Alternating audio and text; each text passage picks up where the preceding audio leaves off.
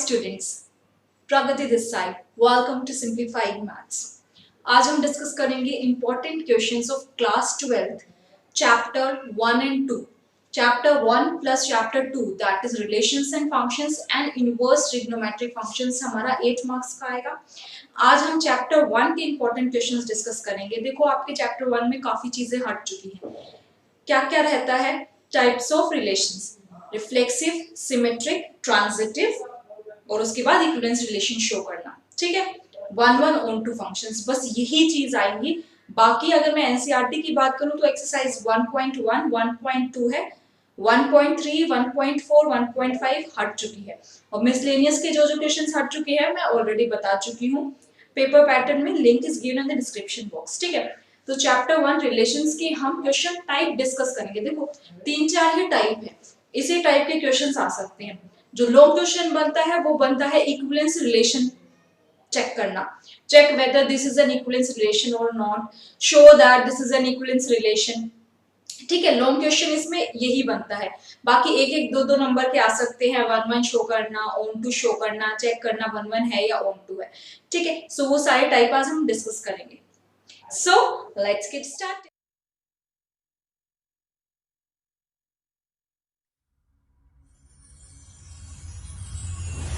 Question 1 है equivalence relation show करना और इक्विवेलेंस क्लासेस निकालनी है। ठीक है, मैं आपको एक इस टाइप का करके दिखा देती हूँ। बाकी ये जो है इक्विवेलेंस रिलेशन शो करना, दिस इज वेरी इंपॉर्टेंट, ये क्वेश्चन जरूर आएगा।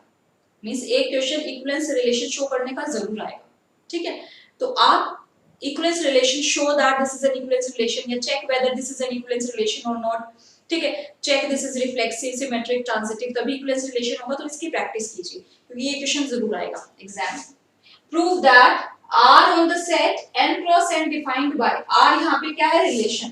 Prove that relation on set n cross n defined by, कैसे डिफाइन है ये relation? AB related to CD है if and only if AD plus AD equals to BC। ठीक है, इसका मतलब है कि सेट कैसे बना है? इसका फर्स्ट एलिमेंट इसका फर्स्ट एलिमेंट का सेट है, इसके सेकंड एलिमेंट इसके सेकंड एलिमेंट का सेट है। ठीक है, इस टाइप से बना है। तो कैसे रिलेशन डिफाइन है? That AB is related to CD if and only if AD equals to BC for all AB CD belongs to n cross n। आपको शो करना ये इक्विवेलेंस रिलेशन है। उसके बाद इक्विवेलेंस क्लासेस निकालनी है 2, 3 और 1, 3 की। ठीक है, इक्विवेलेंस रिलेशन शो करने के लिए आपको रिफ्लेक्सिव, सिमेट्रिक, ट्रांजिटिव शो करना है। तो सबसे पहले हम रिफ्लेक्सिव निकालेंगे, रिफ्लेक्सिव है या नहीं है। रिफ्लेक्सिव के लिए खुद से ही रिलेशन होता है, दैट इज आपको शो करना है that AB is related to AB। ठीक है, रिफ्लेक्सिव के लिए यही करते हैं। सो AB is related to AB आपको शो करना है। Let us assume that AB is any arbitrary, AB किसमें बिलोंग कर रहा है? n क्रॉस n में कोई भी आर्बिट्ररी सेट ले लिया हमने AB। ठीक है, AB belongs to n cross n का मतलब है कि A भी नेचुरल नंबर्स में बिलोंग कर रहा है और B भी नेचुरल नंबर्स में बिलोंग कर रहा है। अगर A और B दोनों नेचुरल नंबर्स में बिलोंग कर रहे हैं तो दोनों का सम भी नेचुरल नंबर्स में बिलोंग करेगा।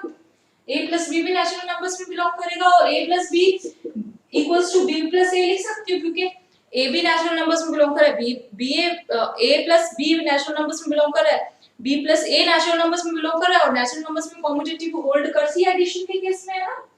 सो commutativity hold, so AB equals to B लिख सकती हूँ मैं। यस, इसका मतलब क्या है? ये इस टाइप की कंडीशन आ गई। इसका मतलब क्या है? That AB is related to AB, this implies जो R है वो जो रिलेशन हो गया R वो रिफ्लेक्सिव हो गया। यस, ठीक है, हो गया रिफ्लेक्सिव। सेकंड हमें शो करना है that this relation is symmetric और नॉट। सिमेट्रिक के लिए क्या होता है? अगर AB, if AB belongs to n cross n and CD belongs to n cross n, इसका मतलब है अगर AB रिलेटेड है CD से, सो आपको शो करना है that CD is related to AB। यही होता था, अगर A B से रिलेटेड है तो B भी A से रिलेटेड होगा। यही सिमेट्रिक में हम शो करते थे। ठीक है, सो यहाँ पे आप लिख दीजिए for all AB belongs to n cross n। ठीक है, आप देखो AB जो है n क्रॉस n में है, CD n क्रॉस n में है and AB is related to CD है। AB is related to CD है मींस ये कंडीशन होल्ड करेगी। ठीक है, AB is related to CD इसका मतलब है कि a plus D equals to b plus C होगा। ठीक है, आपको शो करना है that C D is related to A. ठीक है, उसके लिए मुझे क्या चाहिए, यहाँ पे c प्लस बी चाहिए और यहाँ पे a प्लस डी चाहिए। तभी मैं लिख सकती हूँ कि C B is related to A B इस कंडीशन के अकॉर्डिंग, राइट। अब AD इक्वल्स टू BC है, तो यहां से मैं लिख सकती हूँ that C plus B equals to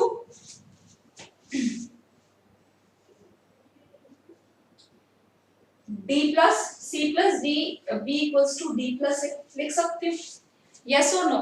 क्यों? मैंने क्या किया है, D और A को इंटरचेंज कर दिया, C और B को इंटरचेंज कर दिया, कर सकती हूँ क्योंकि कॉम्यूटेटिव होल्ड करती है एडिशन के केस में, राइट। तो सबसे पहले इसमें इसके बाद एक और स्टेप आएगा दैट a प्लस डी की जगह लिखो d प्लस ए, b प्लस सी की जगह लिखो c plus b। Commutative hold करती है, उसके बाद मैंने कुछ नहीं किया, ये वाला पार्ट इधर लिया, ये वाला पार्ट इधर लिया। क्यों ले आई? क्योंकि मुझे ऐसी कंडीशन चाहिए कि यहाँ पे c भी आ जाए और यहाँ पे a भी आ जाए। ठीक है, मींस ये और ये एक सेट बनाएंगे, c और d एक सेट बनाएंगे, that is cd is related to ab। हो गया? Yes, cd is related to ab, it means and this is for all, her cd belongs to n cross n के लिए है ये, और हर ab belongs to n cross n के लिए है। ठीक है, so I can say that r is symmetric। ठीक है, r symmetric हो गया। आप मुझे शो करना है that this is transitive। कैसे शो करेंगे? ab cd ef में ले लेती हूँ, ab is related to cd, cd is related to ef, तो मुझे शो करना है that ab is related to ef, तो ट्रांजिटिव हो जाएगा। Yes,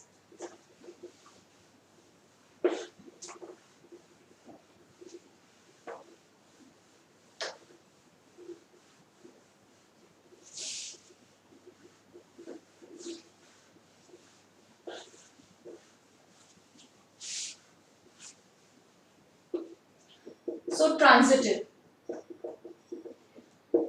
let us assume that ab cd ef जो है बिलोंग कर रहे हैं ये सारे n क्रॉस n में।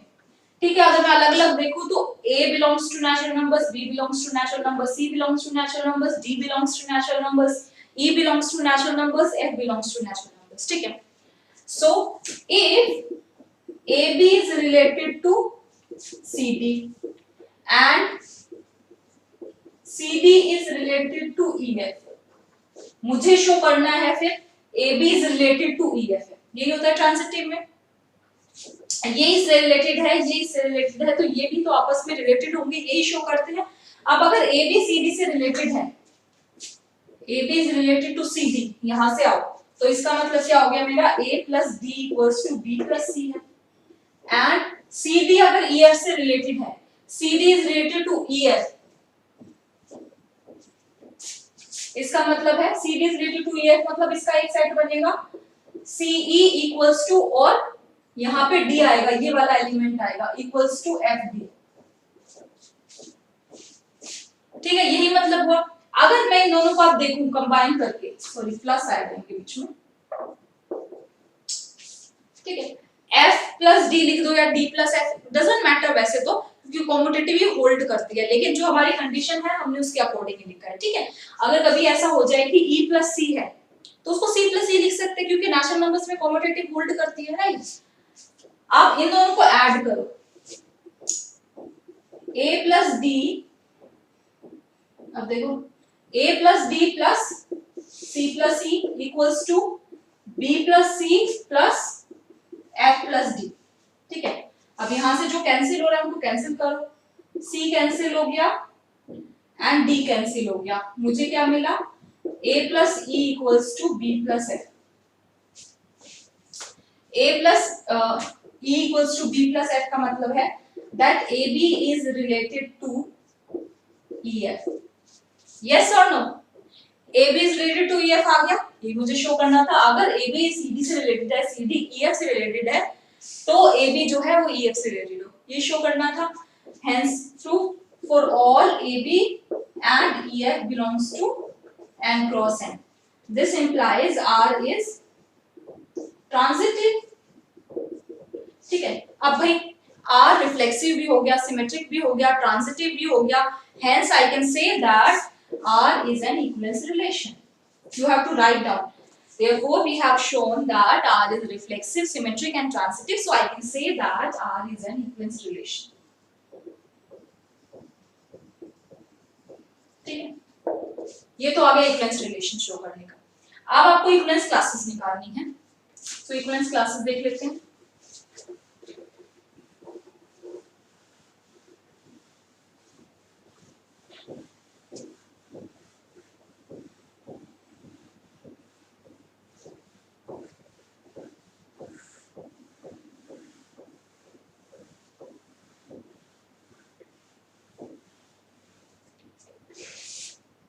इक्विवेलेंस क्लासेस निकालनी है 2 3 की।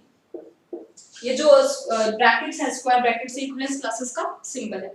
सो 2 3 की इक्विवेलेंस क्लास निकालनी। इसका मतलब क्या है, एक्स वाई वो सेट निकालना है एक्स वाई का जो n क्रॉस n को ही बिलोंग करे, और किस तरह से हो कि जो एक्स वाई आप निकालो वो रिलेटेड हो जाए किससे, जिसकी इक्विवेलेंस क्लास निकालनी है 2 3 की। समझ लो, इसी टाइप का तो मुझे चाहिए, है ना। 2 3 भाई एक सेट मुझे गिवन है, दूसरा सेट निकालना है। इन शॉर्ट आप ये भी कह सकते हो। तो इसका मतलब क्या हो गया, यहाँ पे देखिए A B is related to C D, ठीक है। तो A plus D equals to B plus C है। तो वहां पे है X Y related to 2 3, X Y related to 2 3, A plus D आएगा, डी की जगह क्या है यहाँ पे 3। So X plus 3 equals to Y plus 2 या 2 प्लस वाई, कुछ भी लिख लो, ठीक है। क्यों कुछ भी लिख लो, हर जगह ये वैलिड नहीं है, क्योंकि यहाँ पे कॉम्यूटेटिविटी होल्ड कर रही है नेचुरल नंबर्स में।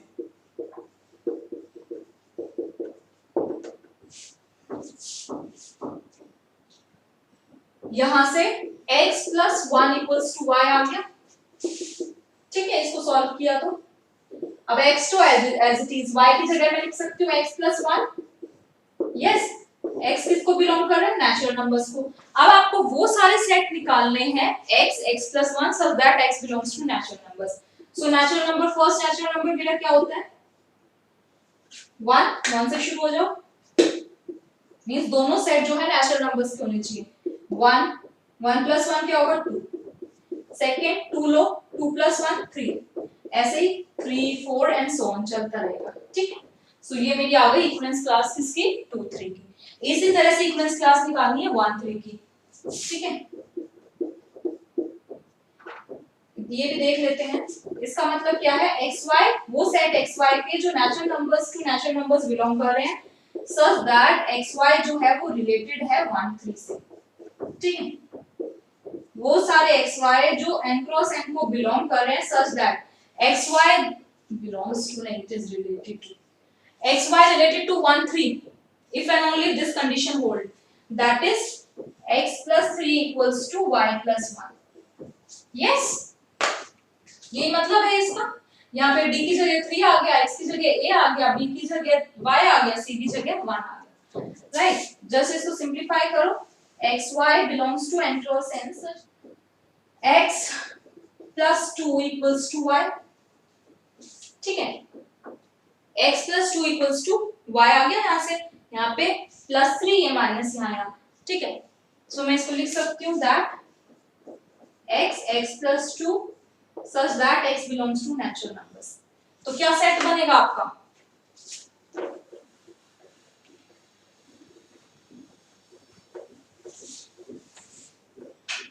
सो इक्विवेलेंस क्लासेस 1 3 की क्या आ जाएंगी, 1 से शुरू हो जाओ, 1 1 plus 2 3, 2 2 plus 2 4 and so on, इस टाइप से, ठीक है।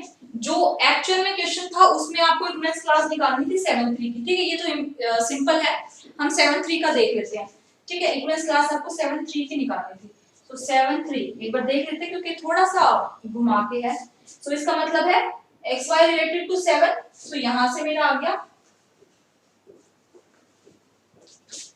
x plus 3 equals to y plus 7। सो इसको सिंपलीफाई किया तो मुझे मिला x minus 4 equals to y, ठीक है, x minus 4। ये मैं क्यों करा रही हूँ अभी पता लग जाएगा, ठीक है। अब देखो अगर मैं ये x1 से शुरू करूं, ठीक है, इक्विवेलेंस क्लास निकालनी है मुझे 7 3 की। अगर मैं 1 से शुरू करूं तो 1 माइनस 4 तो मेरा क्या हो जाएगा -3, but -3 doesn't belongs to natural number, तो मुझे ऐसे सेट लेने हैं कि दोनों ही नेचुरल नंबर्स में बिलोंग करें। तो मैं x फर्स्ट एलिमेंट x ऐसा क्या लूं कि ये भी मेरा x -4 करूं तो भी मेरा नेचुरल नंबर आए, मींस फर्स्ट नेचुरल नंबर मेरा क्या होता है 1। सो 1 कब आएगा अगर मैं x को 5 लूं, तो मुझे कहां से शुरू करना पड़ेगा 5 से, ठीक है, 1 से स्टार्ट नहीं कर सकती। 1 2 3 4 अगर मैं ले रही हूं तो मुझे नेगेटिव मिल रहा है या जीरो वैल्यू मिल रही है x -4 की, तो मैं फर्स्ट नेचुरल नंबर लूंगी 5। सो यहाँ पे 5 -4 1, नेक्स्ट 6 -4 2 एंड सो ऑन, ठीक है। सो ये मेरी इक्विवेलेंस क्लास आ गई 7 3 की, ठीक है। तो एक क्वेश्चन टाइप मैंने बता दिया इक्विवेलेंस क्लास का, और इक्विवेलेंस रिलेशन कैसे निकालना है इस टाइप के क्वेश्चंस जरूर देखना, क्योंकि ये एक लॉन्ग क्वेश्चन में जरूर आएगा इक्विवेलेंस रिलेशन निकालना। You have to check that this function is 1 1 on 2, ठीक है। उससे पहले one DIY problem, do it yourself. r जो है n यहाँ पे नेचुरल नंबर है, r जो है रिलेशन है ऑन n क्रॉस n, वही जो फर्स्ट क्वेश्चन में था, पर वो डिफाइन अलग तरीके से है। ab रिलेटेड टू cd होगा अगर ad into b plus c equals to bc into a plus d है, तो you have to tell क्या ये इक्विवेलेंस रिलेशन है या नहीं है, ठीक है, n क्रॉस n में। बस फर्स्ट और इस क्वेश्चन में क्या चेंज हो गया है, ये जो डिफाइंड है ये चेंज हो गया है। उसमें क्या था a plus d equals to b plus c था, इसमें ये चीज है, ठीक है। ये मैं बता देती हूँ कि ये इक्विवेलेंस रिलेशन होगा, रिफ्लेक्सिव भी है, सिमेट्रिक भी है, ट्रांजिटिव भी है, आपको शो करके दिखाना है, ठीक है। Try it yourself. नेक्स्ट आते हैं, आपको बताना है अगर function n to n define है, natural numbers to natural number define है, किस तरह से डिफाइंड है।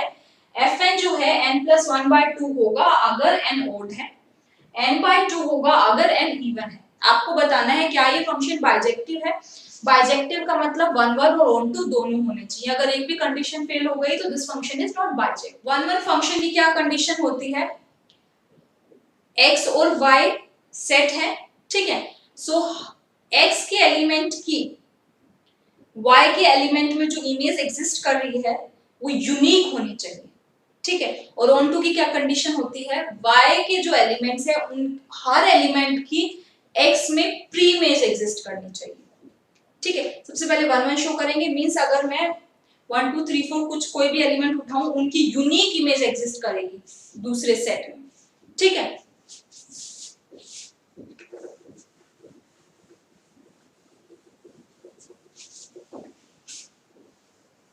और I can say distinct image exist करेगी। अगर सेम इमेज एग्जिस्ट कर जाती है y सेट में, जैसे ये मेरा x सेट है, ये मेरा y सेट है, ठीक है। सो अगर मैं ये और ये लूं x y लूं तो इनकी जो है डिस्टिंक्ट इमेज एग्जिस्ट करनी चाहिए, ठीक है, x1 y1। अगर x और y की सेम इमेज एग्जिस्ट कर जाती है, x और y की सेम इमेज एग्जिस्ट कर जाती है, इट मींस ये मैनी वन फंक्शन है, दिस इज नॉट 1 1। 1 1 के लिए डिस्टिंक्ट इमेज एग्जिस्ट करनी चाहिए, ठीक है। सो यहां से देखो f1 निकालूंगी मैं, 1 1 के लिए पहले f1 निकालूंगी, 1 1 चेक करेंगे, और f2 निकालूंगी, ठीक है। अब देखो आपको अगर आप आर्बिट्ररी देखो, आप अगर आपको कोई भी चीज डिस्कार्ड करनी है, ठीक है, तो एक ही एग्जांपल काफी है। अगर आपको कोई चीज प्रूव करनी है, दिस इज 1 1, तो आप f1 f2 से काम नहीं चला सकते, आपको इन जनरल n से दिखाना पड़ेगा कि हर नेचुरल नंबर के लिए ये कंडीशन ट्रू है। पर अगर कोई कंडीशन हटानी है, आपको फॉल्स प्रूव करनी है, तो एक एग्जांपल ही काफी होता है। अब मैं q12 ले रही हूँ, वो आपको समझ आ जाएगा, आपको एक बार पता लग जाए तो आप क्वेश्चन देख के बता सकते हैं दैट दिस इज नॉट 1 1, ठीक है। कैसे वो भी बताऊंगी। f1 1 क्या है मेरा ओड, सो यहाँ पे आएगा f1 क्या हो जाएगा 1 + 1/2 दैट इज 2/2 1। f2 इवन है 2 तो 2/2 दैट इज 1, मींस f1 की भी इमेज 1 आ रही है, f2 की भी इमेज 1 आ रही है।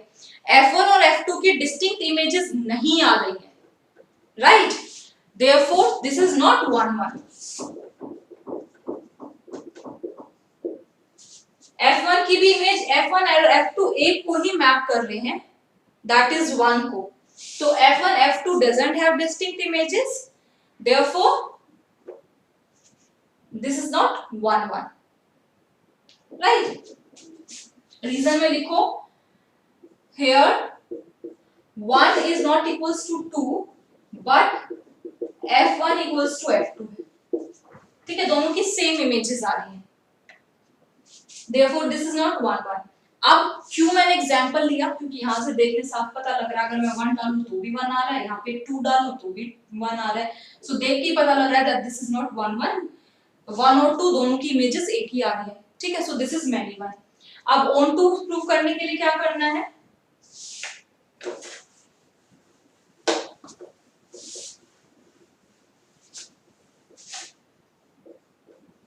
1 1 को क्या कहते हैं, इंजेक्टिव, ऑन टू पर सर्जेक्टिव, और 1 1 ऑन टू दोनों हो तो उसे बाइजेक्टिव, ठीक है.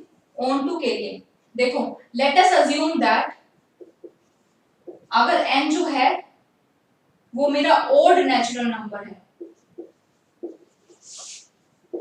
अगर n मेरा ओड नेचुरल नंबर है तो 2n - 1 भी तो ओड नेचुरल नंबर होगा, यस. तो मैं अगर निकालूं f of 2n - 1, 2n - 1 odd है तो इसमें डालो, n अगर ओड है तो ये आपकी कंडीशन, 2n अगर मैंने n ओड लिया है तो 2n - 1 भी तो ओड होगा, तो इसमें डालो n की जगह 2n - 1, n की जगह क्या रखा मैंने, 2n - 1, तो मुझे क्या मिल गया, n, ठीक है. Here n is odd natural number and f of 2n - 1 मैंने किया तो मुझे n मिल गया, मींस हर odd नंबर की प्री इमेज एग्जिस्ट कर रही है और वो यूनिक होगी, मींस यहाँ पे n को मैं कुछ भी डालूं, 1 2 3 4 5 कुछ भी डालूं तो उसकी अलग-अलग आएंगी प्री इमेजेस. देखो ऑन टू में तो हर एलिमेंट की प्री इमेज एग्जिस्ट करनी चाहिए, यूनिकनेस नहीं आता.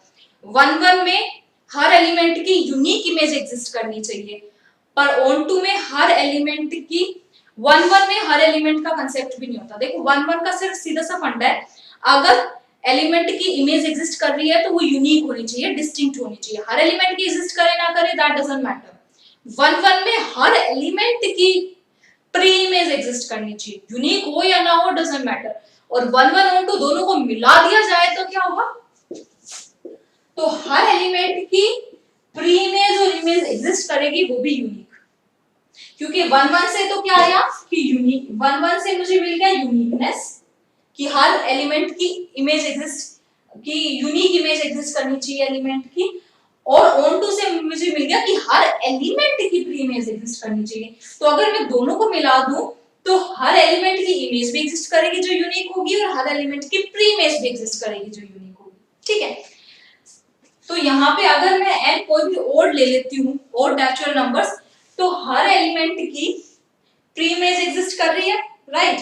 अगर मैं n को इवन नेचुरल नंबर लेती हूँ, ठीक है, दोनों दिखाने हैं आपको ओड और इवन वाले. अगर n को इवन नेचुरल नंबर लेती हूँ तो 2n भी मेरा इवन नेचुरल नंबर होगा, सो f of 2n क्या आ जाएगा, क्योंकि 2n मेरा इवन नेचुरल नंबर है तो इसमें डालेंगे 2n/2 that is n, means her even natural number की प्री इमेज भी एग्जिस्ट कर रही है, right. Therefore I can write that, दोनों को मिला के ओड और इवन को मिला के मैं लिख सकती हूँ कि that for all n belongs to natural number every element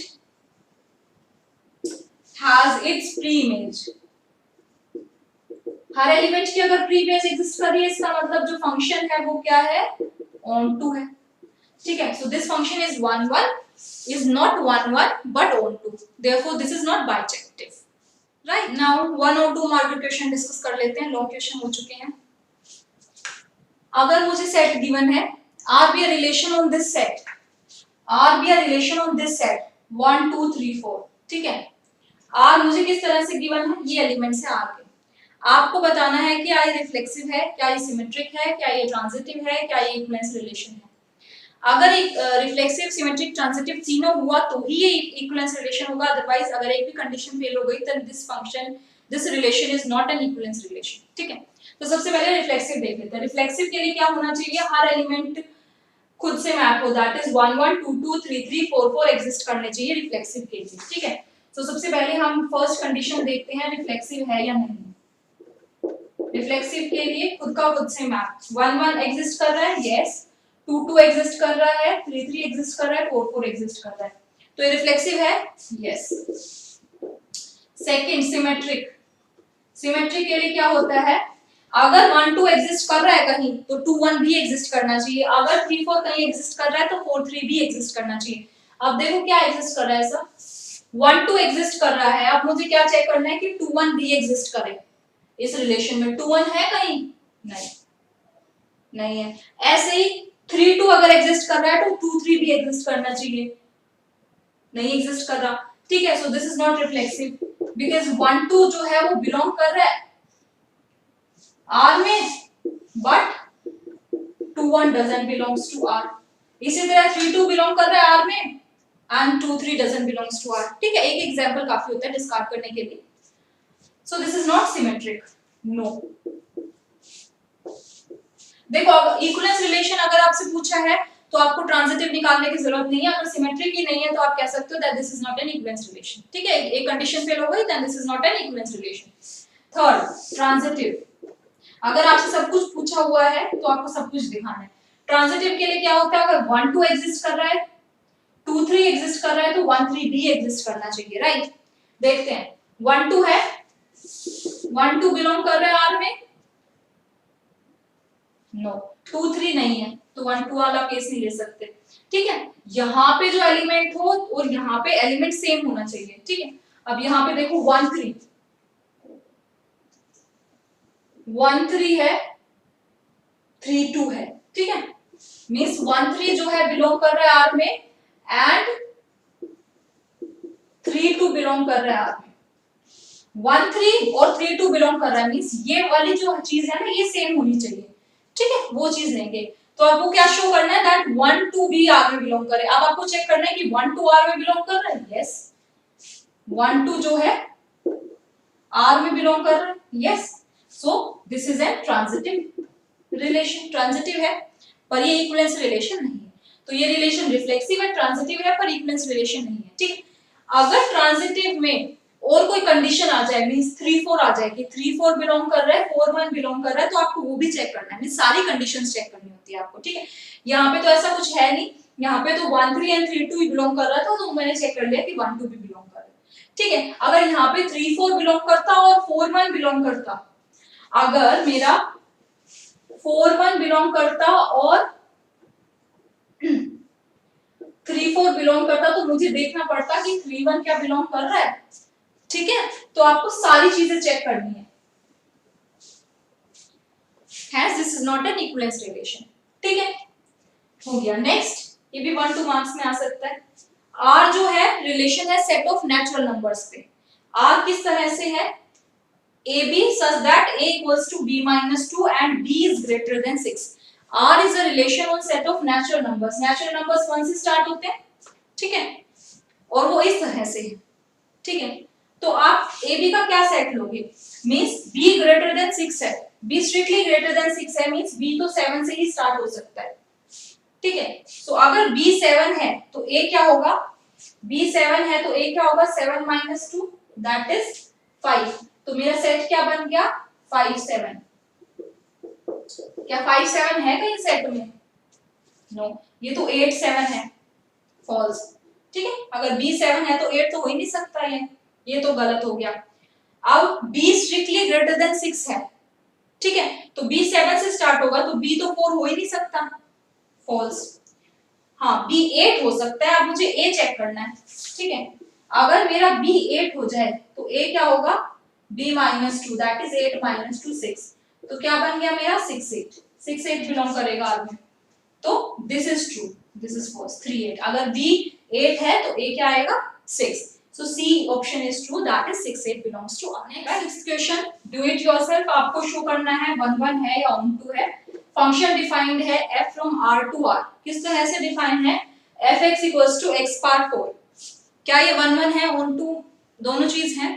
वैसे तो अगर आपको ज्यादा प्रैक्टिस है तो आपको देखते ही पता लग जाएगा, ना तो ये 1 1 है ना ही ये on 2 है, नाइदर 1 1 nor on 2, ठीक है, पर आप चेक कर लीजिए। देखो 1 1 के लिए क्या होता है, x के एलिमेंट की डिस्टिंक्ट प्रीइमेज होनी चाहिए। ठीक है यहाँ पे f r टू r है, ये देखना real numbers to real numbers है। अगर f1 और f-1 निकालेंगे क्या डिस्टिंक्ट इमेजेस आएंगी, चेक करना, नॉट 1 1। ऑन टू के लिए क्या होगा, y सेट के हर एलिमेंट की प्री इमेज एग्जिस्ट करनी चाहिए। देखना y सेट के हर एलिमेंट की क्या प्री इमेज एग्जिस्ट कर रही है। ठीक है, चेक करना। 7 आप बता देती हूँ, it is neither 1 1 nor on. If 7 question 7, if f from R to R is defined as fx equals to 3x, then you have to tell whether this is 1 1 or 1 2। देखो इन जनरल आपको show करना इस question में भी helpful होगा। अगर fx equals to fy है तो आप शो कर दो that x equals to y। ठीक है, इन जनरल। अगर आपको कोई चीज डिस्कार्ड करनी है तो एक एग्जांपल से ही आप बता सकते हो। If fx equals to fy, then you have to show that x equals to y। 1 1 हो जाएगा, मींस हर एलिमेंट की यूनिक प्री इमेज एग्जिस्ट कर जाएगी। यस और नो? हर एलिमेंट की नहीं, एलिमेंट की यूनिक प्री इमेज एग्जिस्ट कर जाएगी। सो fx का मतलब 3x, fy का मतलब 3y। 3 से 3 cancel, so x equals to y। This implies f is 1 1। एक या दो नंबर में आते हैं ये। ठीक है, अब f ऑन टू है या नहीं है। f ऑन टू के लिए क्या करना है, हर एलिमेंट की प्री इमेज एग्जिस्ट करनी चाहिए। f फंक्शन है फ्रॉम r टू r। ठीक है, f जो है r टू r है। सो fx इक्वल्स टू 3x है। अगर इन जनरल हमें शो करना होता है तो क्या करते हैं, y कोई भी आर्बिट्री ले लेती हूं, fx इक्वल्स टू y हो जाए सच दैट, सो fx की जगह y रख दो। सो आपको x in terms of y निकालना होता है। x in terms of y निकाल लिया, तो जो हमारा x in terms of y आ रहा है वो भी उस सेट में बिलोंग करना चाहिए। क्या ये r में बिलोंग कर रहा है? यस। सो हर एलिमेंट की प्री इमेज एग्जिस्ट कर रही है, so you have to write down that every pre image of every element exist, therefore this is 1 1। f is on to, sorry, her element की pre image exist कर रही है, सो on to। सो इन दोनों की combine, अगर इन दोनों को कंबाइन करूं तो क्या आ जाएगा, f is bijective, मींस हर एलिमेंट की यूनिक इमेज और यूनिक प्री इमेज एग्जिस्ट करेगी बाइजेक्टिव में। आज के इस वीडियो में बस इतना ही। I hope you like this video. बस आपको इस चैप्टर पे इक्विवेलेंस रिलेशन निकालना सीखना है और 1 1 on to फंक्शन चेक करना सीखना है। ठीक है, नेक्स्ट टाइम हम इनवर्स ट्रिग्नोमेट्रिक फंक्शंस के इंपॉर्टेंट क्वेश्चंस डिस्कस करेंगे, किस टाइप के क्वेश्चंस आ सकते हैं। Till then bye bye, see you.